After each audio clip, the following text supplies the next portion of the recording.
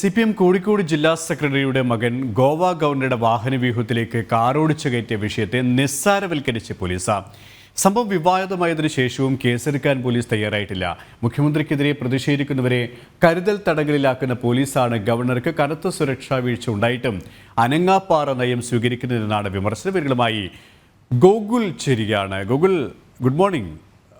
കഴിഞ്ഞ ദിവസമാണ് PS ശ്രീധരൻപിള്ളിയുടെ വാഹനവ്യൂഹത്തിന് നേരെ CPM ജില്ലാ സെക്രട്ടറി, കോഴിക്കോട് ജില്ലാ സെക്രട്ടറി P മോഹൻ്റെ മകൻ ഈ കാറ് ഓടിച്ച് കയറ്റിയത്. ആ സമയത്ത് ഈ വ്യക്തിയെ കസ്റ്റഡിയിലെടുത്ത പോലീസ് പിന്നീട് പോലീസ് സ്റ്റേഷനിൽ എത്തിയ ശേഷം പാർട്ടി നേതാവിൻ്റെ മകനാണ് എന്ന് അറിഞ്ഞതിന് ശേഷം ചെറിയ പിഴ ചുമത്തി വിട്ടേക്കുകയായിരുന്നു. ഇതിനെതിരെയാണ് വലിയ പ്രതിഷേധമുണ്ടായത്. അതായത് രാഷ്ട്രീയക്കാരൻ്റെ മകനെ ഭരണ തണലിൽ എല്ലാ രീതിയിലുള്ള സുരക്ഷയും ഒരുക്കുന്നു എന്നുള്ള വിമർശനം തന്നെയാണ് നിലവിൽ ഉയർന്നുകൊണ്ടിരിക്കുന്നത്, അല്ലേ?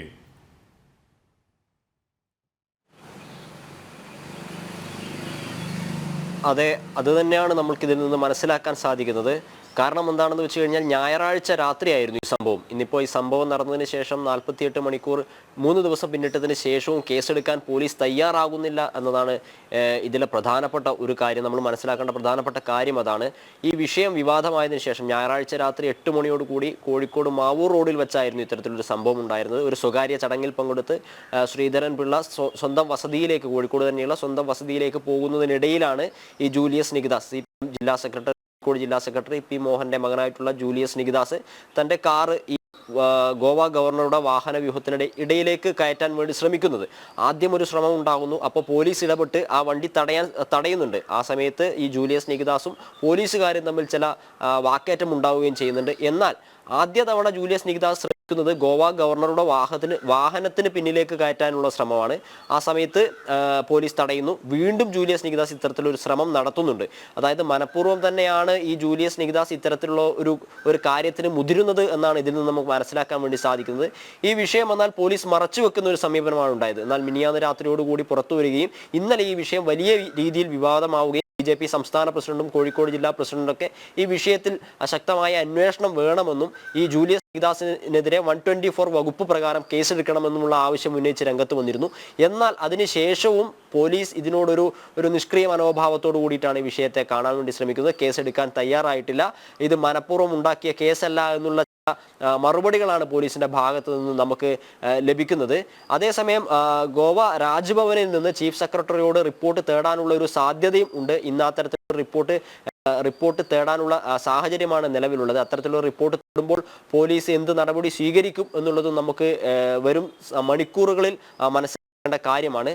എന്നാൽ പോലീസ് എന്തുകൊണ്ടാണ് ഇത്തരത്തിലൊരു നടപടി, ഇത്തരത്തിൽ ഗോവ രാജ്ഭവനിൽ നിന്നൊരു അറിയിപ്പ് ആവുന്നതിന് മുമ്പ് തന്നെ ഒരു നടപടി സ്വീകരിക്കാത്തത് എന്ന് നമ്മുടെ എല്ലാവരെയും സംശയത്തിലാക്കുന്ന ഒരു കാര്യമാണ്. കാരണം എന്താ വെച്ച് കഴിഞ്ഞാൽ ഗവർണർ എന്ന് പറയുന്നത് സെറ്റ് കാറ്റഗറി സുരക്ഷയിൽപ്പെട്ട ഒരു വ്യക്തിയാണ്. അദ്ദേഹത്തിനെതിരെ ഇത്തരത്തിൽ ഒരു അതിക്രമം ഉണ്ടാകുമ്പോൾ അതിനെ നിസ്സാരവൽക്കരിക്കുന്ന സമീപനം എന്ത് കാരണം കൊണ്ടാണ് ഉണ്ടാകുന്നത് എന്നതും സാധാരണക്കാരായ ജനങ്ങളെ സംബന്ധിച്ചിടത്തോളം ഒരു ചോദ്യം തന്നെയാണ്. കാരണം നമുക്കറിയാം, മുഖ്യമന്ത്രി നവകേരള സദസ്സുമായി ബന്ധപ്പെട്ട യാത്രകൾ നടത്തുന്ന സമയത്തൊക്കെ മുഖ്യമന്ത്രി ഒരു ജില്ലയിൽ നിന്ന് മറ്റൊരു ജില്ലയിലേക്ക് പ്രവേശിക്കുന്ന സമയത്ത് ആ സമയത്തെ യുവമോർച്ച, യൂത്ത് കോൺഗ്രസ്, മുസ്ലിം യൂത്ത് ലീഗ് പ്രവർത്തകരൊക്കെ കരുതൽ തടങ്കലിലാക്കുന്ന നടപടി, അതായത് മുഖ്യമന്ത്രിക്കെതിരെ കരിങ്കൊടി കാണിക്കുമോ പ്രതിഷേധിക്കുമോ എന്ന് ഭയന്നുകൊണ്ട് കരുതൽ തടങ്കലിലാക്കുകയും മുഖ്യമന്ത്രിയുടെ പരിപാടി ഗൂഗിൾ അത് തന്നെയാണ് ഇന്നലെ VK സജീവൻ BJP ജില്ലാ അധ്യക്ഷൻ സൂചിപ്പിച്ചത്. അത് തന്നെയാണ്. കാരണം ചിലർക്ക് ചില നീതി എന്ന രീതിയിലേക്ക് കാര്യങ്ങൾ പോവുകയാണ്. ആഭ്യന്തര വകുപ്പ് കൈകാര്യം ചെയ്യുന്ന മുഖ്യമന്ത്രിയുടെ കൃത്യമായ ഇടപെടൽ തന്നെയായിരിക്കാം ഒരുപക്ഷേ ഈ പോലീസുകാരെ കൂടുതൽ വകുപ്പുകൾ ചുമത്തുന്നതിലും കേസെടുക്കുന്നതിനും പിന്തിരിപ്പിച്ചത്. കാരണം പോലീസ് സ്റ്റേഷനിൽ എത്തിയ ശേഷമാണ് P മോഹൻ്റെ മകനാണ് എന്നറിയുന്നത്. അതിനുശേഷം കേവലം ട്രാഫിക് നിയമങ്ങൾ ലംഘിച്ചു എന്ന ഒരു കുറ്റത്തിന് മാത്രം ചെറിയ പിഴ ചുമത്തി വിട്ടയക്കുകയും ചെയ്തു. ഏതായാലും വലിയ പ്രതിഷേധം ശക്തമാകുന്ന സാഹചര്യത്തിൽ ഒരുപക്ഷേ കൂടുതൽ കേസെടുക്കാൻ നിർബന്ധിതമായിരിക്കുകയാണ് പോലീസ്, അല്ലേ?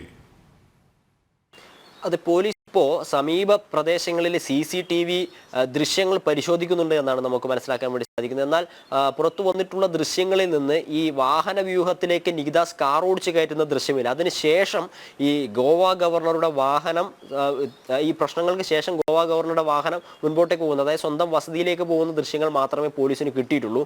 ഈ രാജ്ഭവനിൽ നിന്ന് ഇത്തരം ഒരു ആവശ്യം, അതായത് വിഷയവുമായി ബന്ധപ്പെട്ട റിപ്പോർട്ട് ചീഫ് സെക്രട്ടറിയോട് അന്വേഷിക്കുകയാണെങ്കിൽ സ്വാഭാവികമായും പോലീസിന് മറ്റു ദൃശ്യങ്ങൾ കൂടി പരിശോധിക്കേണ്ടതായി വരികയും ഈ നികിദാസിനെതിരെ കേസെടുക്കേണ്ടതുമായിട്ടുള്ള ഒരു സാഹചര്യം ഉണ്ടാവുകയും ചെയ്യും. മറ്റൊരു കാര്യം എന്താണെന്ന് വെച്ച് കഴിഞ്ഞാൽ ഈ നികിദാസ് 2013 കാപ്പ കുറ്റം ചുമത്തി കോഴിക്കോട് റൂറൽ പോലീസ് പരിധിയിൽ നിന്ന് പുറത്താക്കപ്പെട്ട വ്യക്തിയായിരുന്നു. അന്ന് 5ഓളം കേസുകൾ നികിദാസിനുണ്ടായിരുന്നു. അതിനെ തുടർന്ന് 1 വർഷത്തോളം നികിദാസിന് കോഴിക്കോട് ജില്ലയിൽ നിന്ന് പുറത്തു പോകേണ്ട ഒരു സാഹചര്യം ഉണ്ടായിരുന്നു. അന്ന് ഈ നികിദാസിന്റെ അമ്മ കെ ലതിക MLA ആയിരുന്നു. ഇന്ന് CPM ജില്ലാ സെക്രട്ടറിയായ P മോഹനൻ അന്ന് CPMന്റെ ജില്ലാ സെക്രട്ടേറിയറ്റ് അംഗമായിരുന്നു. എന്നിട്ട് കൂടി നികിദാസിന് ആ സമയത്ത് കോഴിക്കോട് ജില്ലയിൽ നിന്ന് പുറത്തു പോകേണ്ട ഒരു സാഹചര്യം ഉണ്ടായിരുന്നു കാപ്പ കേസിൽ പ്രതിയാക്കപ്പെട്ടതിനെ തുടർന്ന്. ഇന്ന് കാലം മാറി പിണറായി വിജയന്റെ താല്പര്യങ്ങൾ മാത്രം സംരക്ഷിക്കുന്ന ഒരു സേനയായി പോലീസ് സേന മാറിയിരിക്കുന്നു. അതുകൊണ്ട് തന്നെയാണ് ഈ ഗവർണർക്കെതിരെ, അതായത് ഈ 124 വകുപ്പ് പ്രകാരം എടുക്കേണ്ട കേസിന് സമാനമായ കുറ്റകൃത്യമാണ് നികിദാസ് ചെയ്തിട്ടുള്ളത് എന്നാണ് നമുക്ക് പ്രാഥമികമായ വിലയിരുത്തലിൽ നിന്ന് മനസ്സിലാക്കാൻ സാധിക്കുന്നത്. 7 വർഷത്തോളം തടവ് ലഭിക്കാവുന്ന ജാമ്യമില്ലാ വകുപ്പ് പ്രകാരം എടുക്കേണ്ട കേസാണ് ഇത്തരത്തിൽ സംഭവിച്ചിട്ടുള്ളത്. എന്നാൽ ഇതിനൊന്നും പോലീസ് തയ്യാറാവുന്നില്ല എന്നാണ്. അതായത് ഇന്നലെ ഈ സംഭവം വിവാദമായിരുന്നു. അതിനുശേഷം വിവിധ കോണുകളിൽ നിന്ന് ഈ നികിദാസിനെതിരെ കേസെടുക്കണമെന്നും ഇത് നിസാര കുറ്റമല്ല എന്നതു സംബന്ധിച്ചുള്ള പരാമർശങ്ങളും അഭിപ്രായങ്ങളും ആവശ്യങ്ങളും ഒക്കെ ഉയർന്നിരുന്നു. എന്നാൽ ഇന്നീ സമയമാകുമ്പോഴും പോലീസുമായി ബന്ധപ്പെടുന്ന സമയത്ത്, കസബ സ്റ്റേഷനുമായി ബന്ധപ്പെടുന്ന സമയത്ത് അവർ പറയുന്നത് കേസെടുക്കാനുള്ള സാഹചര്യം നിലവിലില്ല എന്നാണ്. എന്നാൽ ഇതിന്റെ മറുവശം എന്താണെന്ന് വെച്ച് കഴിഞ്ഞാൽ ഈ ഗോവ രാജ്ഭവനിൽ നിന്ന് അദ്ദേഹത്തിന്റെ സെക്യൂരിറ്റി ഉദ്യോഗസ്ഥർ ഈ വിഷയവുമായി ബന്ധപ്പെട്ട കൂടുതൽ റിപ്പോർട്ടുകൾ തേടുന്ന സമയത്ത് പോലീസ് ഇതിനെ എങ്ങനെ നേരിടും എന്നാണ് മുഖ്യമന്ത്രി പിണറായി വിജയന്റെയോ ആഭ്യന്തര വകുപ്പിന്റെയോ കയ്യിൽ മാത്രം നിൽക്കുന്ന വിഷയമായി ഇത് മാറുമോ, അല്ല അതിനപ്പുറത്തേക്ക് ഈ വിഷയം അർഹിക്കുന്ന ഗൗരവത്തോടു കൂടി പരിഗണിക്കാൻ പോലീസ് തയ്യാറാകുമോ എന്നുള്ളതാണ് മറ്റു പ്രധാനപ്പെട്ട ഒരു ചോദ്യം.